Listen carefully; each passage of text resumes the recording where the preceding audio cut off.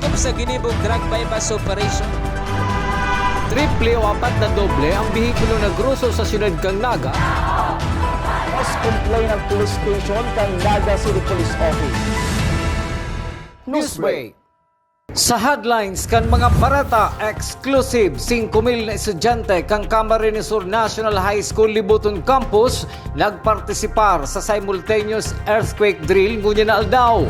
Pagnipis kang supply kang kuryente ngunya na summer dapat pagandaman sabi kang Kasureko 2. 100 million pesos itatagamang pondo para sa pagpapakarhay kang Jesse M. Robredo Coliseum.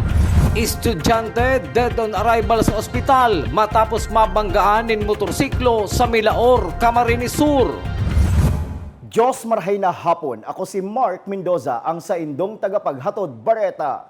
Inaasahan na kan Camarines Sur 2 Electric Cooperative ang paglangkaw sa konsumo sa kuryente ngunya na summer. Huri ka ini may pangapudan ang kooperatiba sa mga member consumer para makaiwas sa halangkaw na babayadan. Aramon taman ng kompletong detalles ken sa report ni Melvin Machado.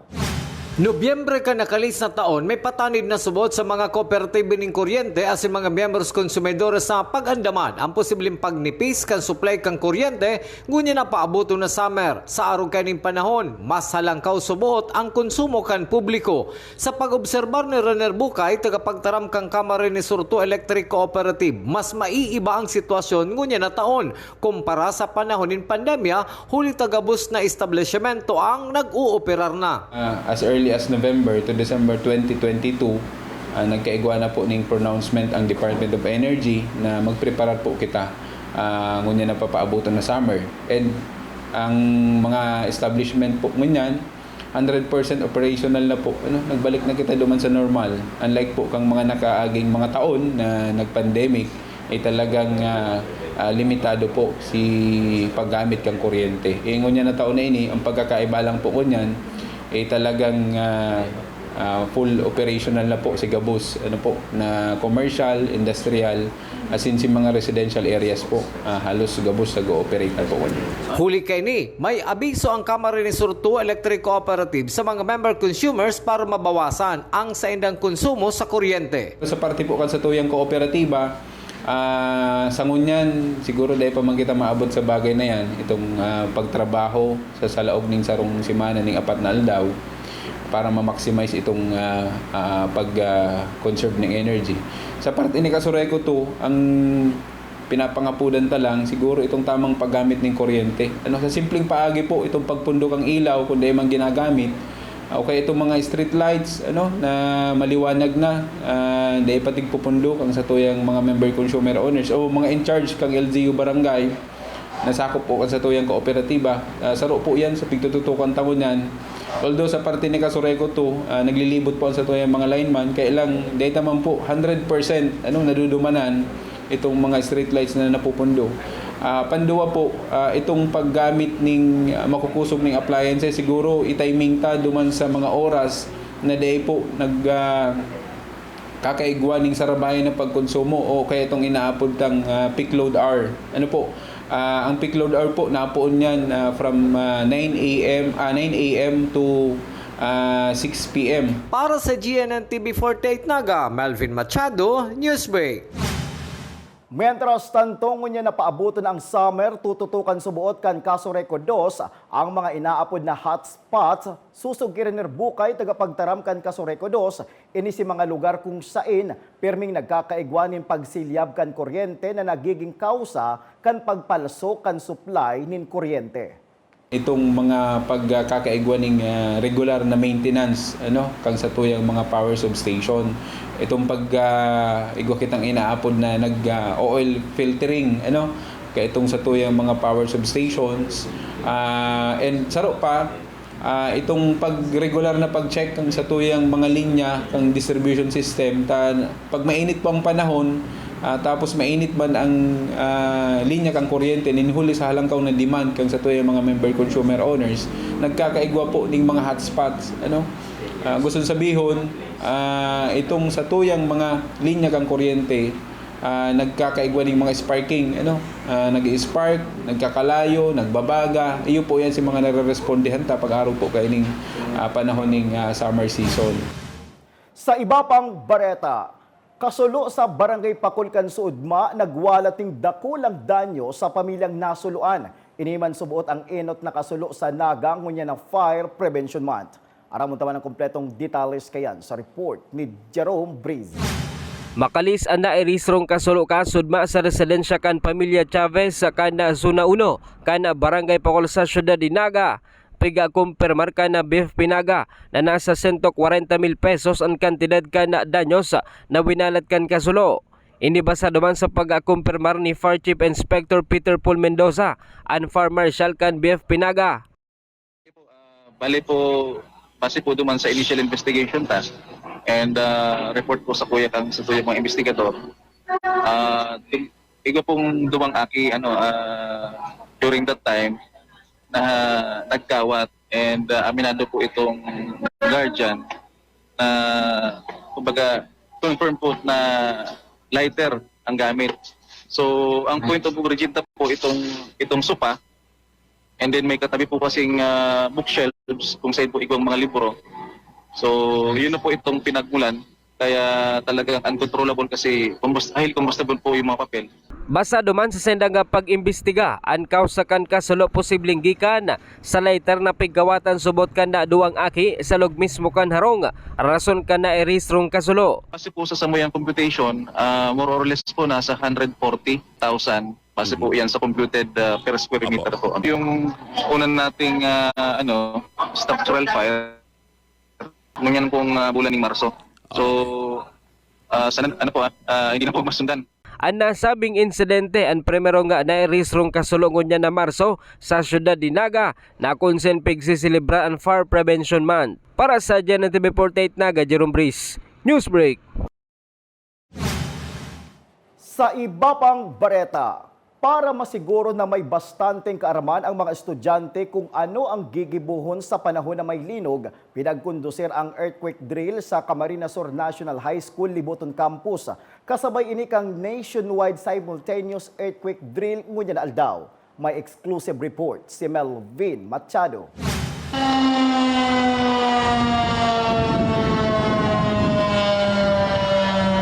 Sa pagtanog kang alarma kang eskwelahan, senyal ini ning sarong makusog na linog na namatian sa siyudad ni Naga. Huli kay ni tulos ipinasunod ang evacuation ka mga estudyante kang Camarines Sur National High School, Libuton Campus. Hali sa 4th floor kang sedang classrooms, nagbaba ang mga estudyante pasiring sa kalabaan kang kalilibuton. Kabali sa naobserbaran ni Camarines Sur National High School Principal Sulpicio Alferez, iyo ang hayapit na hagyanan kung sa indua katao sana ang pwede mag-agi, pababa man o pasakat. Ang obserbasyon ni Principal Alferez ang pinag-uyunan man ni City Fire Marshal, Fire Chief Inspector Peter Paul Mendoza. Bali si Kunyan, so stairs from 4th floor hanggang ground floor, medyo duman sinaging bottleneck. Considering na kada floor kay Adigdio, ang pinakasadit mi ay apat na classroom sa kada floors. Pero ini yung halaba aming building, 6 classroom kada floor. So binanga mi yan, ang tulo maagi sa wala, ang another 3 maagi sa tuo. Duma nag-igwan yung problema kasi sarabatan sinda. Evacuation, doon lang tayo medyo nakita natin na nagkakaroon ng bottleneck. Most especially dun sa building na matataas. Ang isa nang nakita namin is yung makipot yung stairway nila. So siguro sa pagkakadesign siguro So nagkaroon ng bottleneck given na ang daming estudyante. So yung flow ng exit nila talagang kumbaga naantala. Hulit na pinag-anunsyo ang earthquake drill kunyan hapon na kapag andam ang gabos, plano kang Camarines Sur National High School na magkondusir ng earthquake drill na dai pinag-anunsyo. On our part, magiging yung point of reference may na if ever na mangyari pa or sa sunod na mga drill na arog kani kasi ngunyan kaya announced iniyo, pwede kami mag-conduct ng unannounced para mahiling mi din so readiness sa good si pagkaaram kang mga teachers and students mi.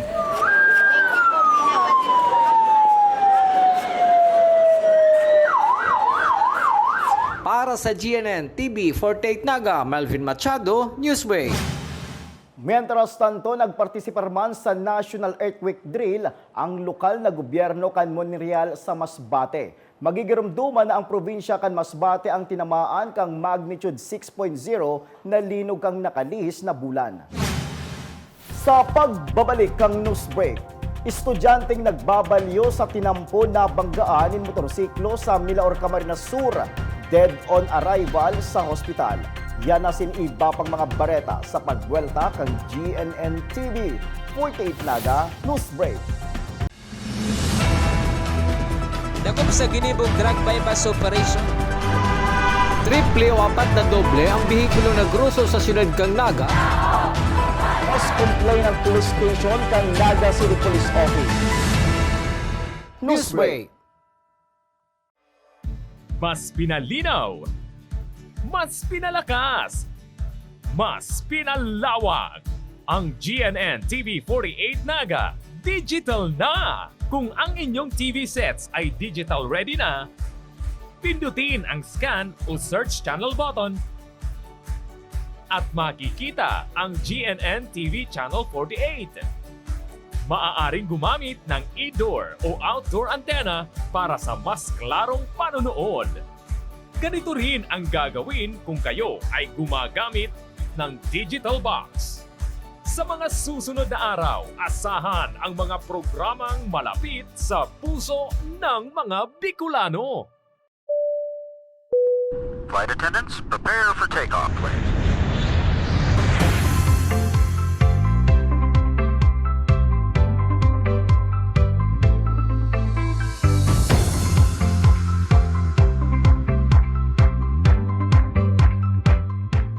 Slip life vest over your head. Take the tape around your waist.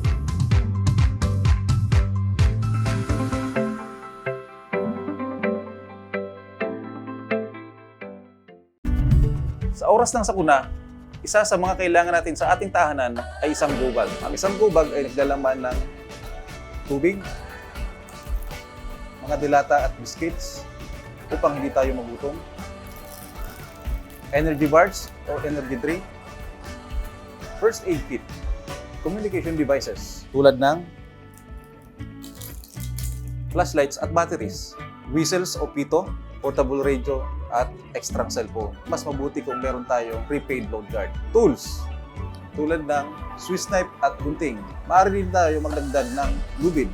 At huwag natin kakalimutan ang hygiene kit. Naglalaman ng sabon, tissue, toothpaste, toothbrush at face mask. Sa lahat ng oras, laging bukas nakahanda ang aming tanggapan. Tandaan, ang Bicolanong alerto, pirming protektado. Work with Business Executive or turn yourself to become one. Explore the career in the world of business with NCF's Bachelor of Science in Business Administration, major in Financial Management. This degree prepares you to excel in the financial service sector. Start it right with NCF's College of Accountancy and Finance. Dakop sa ginibog drug bypass operation. Triple o apat na doble ang bihikulo na gruso sa siyudad kang Naga. Mas complain ng police station kang Naga City Police Office. News Break. Padagos pa sa mga bareta, lokal na gobyerno kan siyudad ding Naga naghahanap na nin pondo para sa pagpapakaray kang Jesse Robredo Coliseum. Ang detalye sa report ni Melvin Machado. Ini ang kamugtakan kan salog kang basketball court kang JSM Robredo Coliseum. Nagbutog asin nalapa. Huli ka nagturong tubig hali sa nalabot na atop. Huli ka ini dahil nagagamit ang nasabing pasilidad. Sa impormasyon na pinagheras ni Naga City Administrator Elmer Baldimoro, nakatala na subot ining pakarayon. Inoto ng atop, isusunod ang flooring, mga tukawan asin ibang parte kang Coliseum. Iinoton po si pag-repair kang atop kang Coliseum dahil ang primary cause po kaya nararaot itong salog o dahil kung may bagyo, naapektuhan itong atop, nakausan yung pagturo. Once po nagturo ang atop ka Coliseum, ang salog po ba kaya kahoy, kaya madali pong nararaot. So iinoton po ang pag-irahay katong atop, after po kaiyan, isusunod na itong chlorine. Ang aram ta po may fixo-source out na fund ang Satoyang Alkalde, 100 million para po sa renovation kang JMR Coliseum, including na po itong atop, chlorine, pati na itong mga tukawan, as in ibang facilities kang JMR Coliseum. Hulit na may kaipuan pakarayon sa JSM Robredo Coliseum, mayo ngunyan sports facility ang lokal na gobyerno kang Naga. Kung mapapakarahay na ini, may mapagkukuanan ng dagdag na ingreso ang lokal na gobyerno. Pag may mga event po, iyan itong possible na nakaka-receive kita ng income. Pero mahiling man po ba kayo nindungon yan, bihira ang event dyan na ginigibo sa Coliseum. So, mas maray na pag naayos po iyan para dakol na event ang gibuhon, para at least man makabawi ang syudad sa gastuson duman. Dahil naman pinagdetalye ni City Administrator Elmer Maldimoro kung noarin mapuon ang patrabaho. Para sa GNN TV 48 Naga, Melvin Machado, Newsbreak. Mientras tanto, maging ang Naga City Gym na nadanyaran kang nakalis na bagyo ang nakatalaan naman na pakarayon. Kung papakarayon man ini, pwede man subot digdigibuhon ang ibang sport activities mientras na pinagpapakarahay ang JMR Coliseum. Ang Naga City Gym po subject man po repair dahil kabali din po sa naraot yan kang bagyo, nagtuturo man itong lugar. And ngunyan po baga dyan naka-house itong mga gymnastics. So kang nakaagi po nga ni bagang palarong panglungsod, dyan ginibo itong gymnastic competition. So kabali man po yan sa i-repair para po at least kung naipahaman ang gym, pwedeng yan ang gibuhon man na basketball and volleyball venue ka mga event. Sa Satuyang Police Report, estudyanteng nagbabaliyo sa tinampo sa Milaor, Camarines Sur, aksidenteng nabanggaan ng motorsiklo, dead on arrival sa ospital. Ang detalye sa report ni Jerome Breeze. Dead on arrival sa ospital ang sarong 20 anyos na estudyante. Makalis ini nga mabudalan kan sarong motorsiklo. Bantang nga pabalyuhon sa tinampo sa Kalaban kan Maharlika Highway, Barangay Balagbag, Milaor, Camarines Sur. Pasado alas 5:30 ni na hapon kasudma.